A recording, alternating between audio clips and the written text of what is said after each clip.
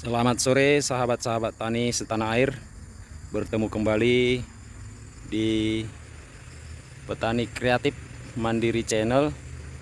Pada kesempatan kali ini kita akan melanjutkan materi tentang budidaya tanaman cabai semi organik. Oke, kita lanjutkan materinya dengan proses pindah tanam. Sebelum kita melakukan proses pindah tanam, maka kita akan melakukan pelobangan mulsa ya. Sedikit berbagi tips bagi sahabat-sahabat tani, teknik kita untuk melakukan pelobangan mulsa dengan memakai alat sederhana seperti ini. Ini kita kasih paku yang sudah kita ukur sesuai dengan selera ya. Ini ukuran 60 cm dan dari tepi ujung gulutan kita kasih jarak 30 cm ya, 30 cm dari sisi pinggir gulutan. Kemudian kita langsung saja tancap alat ukurnya, kemudian kita angkat dan masuk kemari lagi ya, tancap, kemudian kita lanjut lagi, kemudian kita lanjut lagi, dan begitulah sampai seterusnya hingga ke ujung. Lalu kemudian kita langsung proses melakukan pelubangan dengan alat sederhana yang kita buat sendiri, yaitu menggunakan filter mobil ya, saringan filter mobil. Kemudian kita bentuk berupa seperti mata gergaji.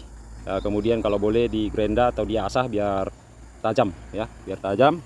Kemudian pada lubang yang telah kita tandai langsung kita ceplok ya, langsung saja kita langsung lakukan proses pelubangan ya. Oke, begitu tekniknya. Kemudian plastiknya kita buang ya, seperti ini ya.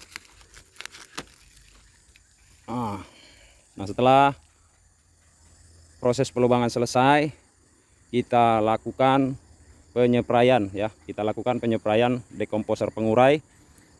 Apa yang ada silahkan dipakai, semisalkan M21 atau M4 atau sejenis MOL atau agen hayati ya, bebas. Dan dosis apabila menggunakan produk, silahkan dilihat label dari produk tersebut. Bagi sahabat-sahabat tani yang kreatif yang menciptakan mikroba pengurai dengan mengisolasi atau mengkultur sendiri, untuk dosisnya tidak ada aturan baku, semakin banyak semakin bagus ya. Ini nantinya akan kita lakukan penyepraian dengan dekomposer yang telah kita modifikasi, penggabungan antara MOL bonggol pisang dengan trichoderma cair, dan kemudian kita barengi juga dengan nitrobakter ya. Itu dekomposer yang kita gunakan, yang kita kultur sendiri ya, biar lebih hemat ya, lebih hemat, dan pemakaiannya juga suka-suka. Nah, setelah proses penyepraian kita diamkan 3 hari ya. Ini sekarang hari Sabtu.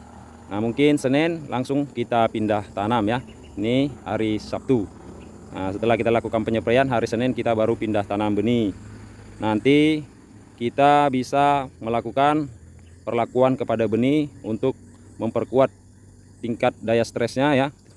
Setelah pindah tanam bisa kita spray dulu dengan asam amino ya, asam amino atau dengan PSB juga boleh ya, untuk mengurangi tingkat stres bibit yang akan kita pindah tanam. Oke, kita lanjutkan untuk proses pindah tanam. Jangan di skip, ikuti terus penjelasannya supaya tidak gagal paham. Setelah proses pelubangan mulsa selesai sahabat tani, maka kita lakukan penyepraian dekomposer pengurai. Boleh dimix dengan agen hayati yang kita miliki ya. Kita spray secukupnya saja ya. Dan setelah proses penyepraian ini, seperti dalam pemaparan saya sebelumnya, nanti kita biarkan minimalnya 3 hari ya, 3 hari sebelum kita lakukan pindah tanam ya. Ini berlaku juga dengan seluruh tanaman yang mau dipindah ya, tidak terkecuali, bukan hanya untuk tanaman cabai ya, sahabat-sahabat tani ya. Tanaman apa saja cara ini sangat-sangat diperlukan ya, untuk perlakuan media tanam sebelum kita melakukan pemindahan bibit ya ke lokasi penanaman. agar media tanamnya ini lebih steril lagi, walaupun sebelumnya kita sudah memberikan dekomposer pengurai pada keseluruhan gulutan atau bedengan ya. Nah, ini untuk sebagai pelindung ya, penetralisasi pada media ini lubang tanam, kita lakukan penyepraian dekomposer yang disertai dengan agen hayati ya. Silahkan mau menggunakan produk organik atau yang kita kultur sendiri ya, bebas ya sahabat tani ya. Ya beruntung bagi sahabat-sahabat tani yang memiliki kreativitas yang bisa menciptakan dekomposer sendiri biar lebih hemat ya sahabat-sahabat tani ya. Biayanya murah kok, yang dituntut adalah kemauan ya, kemauan dan kreativitas ya.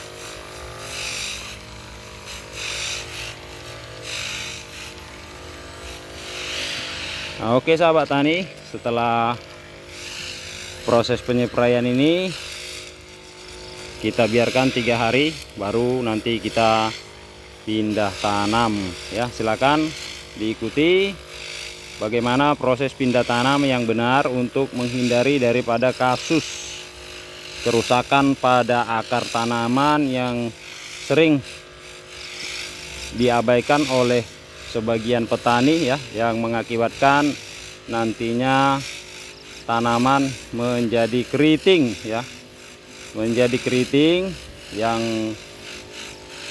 dikira disebabkan oleh serangan kutu-kutuan, sehingga melakukan penanganan dengan penyepraian akarisida ya. Ternyata tidak sembuh juga ya, ternyata kasusnya ada pada akar. Oleh sebab itu, cara pengantisipasian keriting oleh karena puru akar atau akar gada itu harus diperhatikan pada waktu pindah tanam ya sahabat-sahabat tani ya.